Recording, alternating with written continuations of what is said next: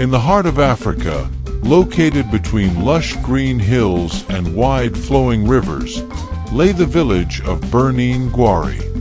It was a place where the sun rose with a golden glow, and the stars lit up the night like a blanket of diamonds.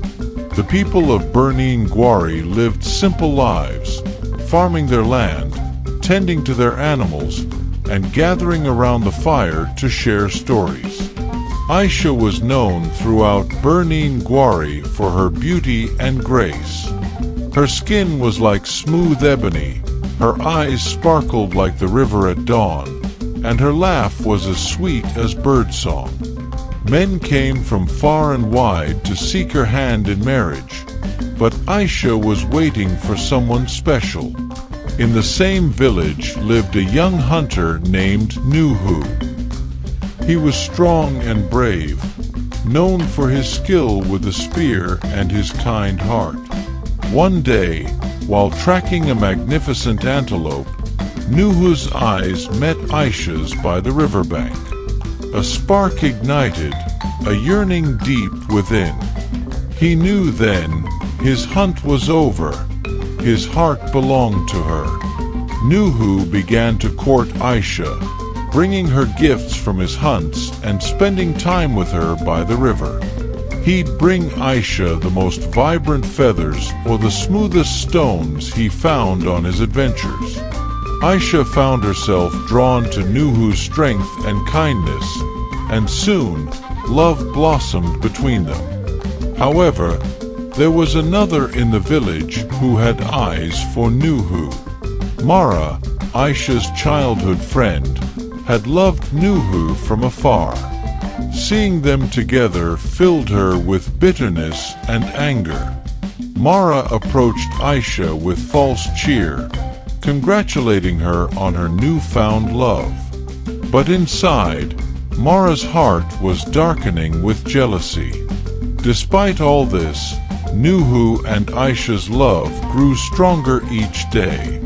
They walked along the riverbanks, danced at village celebrations, and whispered under the stars, dreaming of a future together. One evening, Nuhu knelt before Ayisha under the big mango tree, the sacred tree of Birnin gwari. With the villagers as witnesses, he asked for her hand in marriage. Ayisha, her eyes filled with tears of joy, accepted, and the village erupted in celebration. However, Mara could not bear the happiness of Ayisha and Nuhu. Consumed by jealousy, she sought the help of an old witch, Messia, known for her dark magic. Mara and Messia devised a plan to separate the lovers. Messia crafted a potion that would cause Nuhu to forget his love for Ayisha and instead fall for Mara.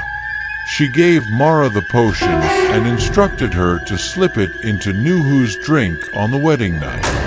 The day of the wedding was beautiful, filled with joy and anticipation. The whole village gathered to celebrate the union of Nuhu and Ayisha. Music, dancing, and feasting filled the air. During the feast, Mara saw her chance.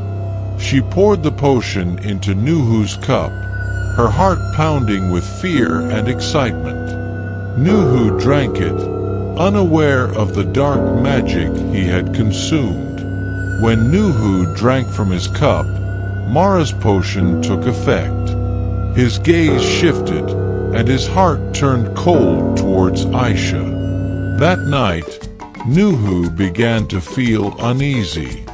His thoughts were clouded, and he found himself drawn to Mara.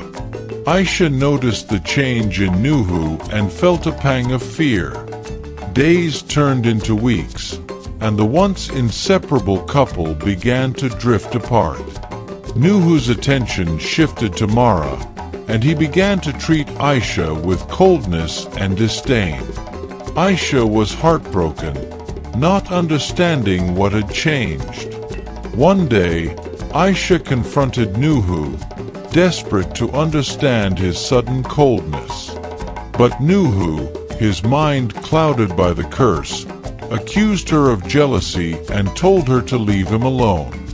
Their argument echoed through the village, leaving the people of Birnin Gwari in shock. The village elder, Ayisha, heard of the couple's troubles. He was a wise man, respected by all. He called Ayisha to his hut and listened to her woes. Ayisha suspected dark magic at play. He advised Ayisha to seek the help of a powerful Mallam, Abu, who lived in the mountains. Ayisha, desperate to save her love, agreed. Ayisha set off on a journey to the mountains where the Mallam resided. The path was treacherous, but Ayisha's love for Nuhu gave her strength. She crossed rivers, climbed hills, and navigated dense forests, her mind fixed on saving her beloved. The air grew thinner and colder as Ayisha climbed higher. Lush forests gave way to rocky slopes dotted with hardy shrubs clinging to life. With each step, her breath came in ragged gasps. Finally, after days of relentless trekking, she spotted a plume of smoke rising from a hidden valley. Relief washed over her. Mallam Abu's dwelling couldn't be far. Following the smoke, Ayisha stumbled upon a quaint hut nestled amongst towering pines. An old man with a long white beard sat outside, his eyes closed in meditation. He wore a robe woven from colorful feathers and beads, and his weathered face seemed etched with ancient wisdom. This must be Mallam Abu. Gathering her courage, Ayisha approached him. "Greetings, wise one," she rasped, her voice hoarse from exertion. "I seek your help." Mallam Abu opened his eyes, their depths swirling with an otherworldly light. "You carry the weight of a heavy heart, child," he said gently. "Tell me your story." Ayisha poured out her tale. Nuhu's sudden coldness, the suspicion of dark magic, and her desperate journey to find a cure. As she spoke, Abu listened patiently, his brow furrowed in concern. Mallam Abu prepared for the ritual to break the curse. He gathered rare herbs, chanted ancient incantations, and called upon the spirits of the ancestors. After the ritual and prayers, he handed Ayisha a pouch of sacred powder. Abu instructed Ayisha to spray the powder around her house.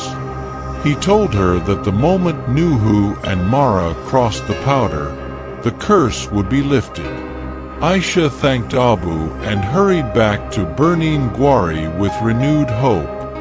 Back in Birnin Gwari, Ayisha waited until nightfall when Nuhu and Mara would return to their home. She carefully spread the powder around her house, ensuring every corner was covered. Her heart pounded with anticipation. As Nuhu and Mara approached the house, they unknowingly crossed the line of powder. Immediately, the curse was lifted. Nuhu stumbled, his eyes clearing, and he looked at Ayisha with sudden recognition and love.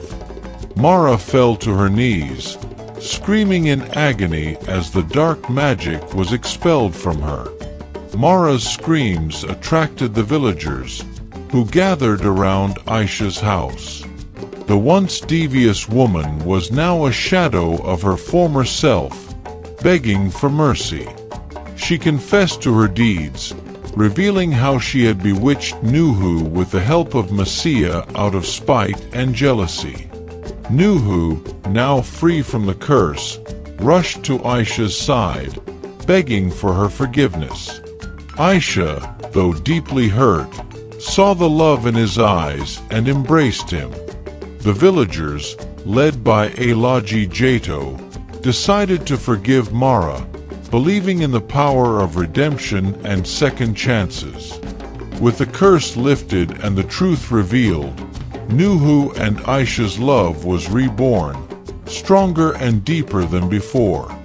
They thanked the ancestors, Elaji Jato and Malam Abu, for their guidance and support. The village of Birnin Gwari celebrated the couple's reunion with a grand feast. Music, dancing, and laughter filled the air, as the villagers rejoiced in the power of love and the triumph over darkness. Elaji Jato gathered the villagers and shared the lesson of Nuhu and Ayisha's story. He spoke of the dangers of jealousy, the power of love, and the importance of forgiveness. Nuhu and Ayisha began a new chapter in their lives. They worked together to strengthen their bond and help their village thrive. They knew that love, trust, and unity were the keys to a happy life. Nuhu and Ayisha grew old together, their love unwavering. They watched their children grow into wise and kind leaders, knowing their legacy would live on. In Birnin Gwari, their story became a testament to the power of love, resilience, and unity, forever inspiring the hearts of those who heard it. The tale of Nuhu and Ayisha was passed down through generations, a reminder of the strength of love and the importance of forgiveness. Their legacy lived on, guiding the hearts of the villagers of Birnin Gwari for years to come. Subscribe for more.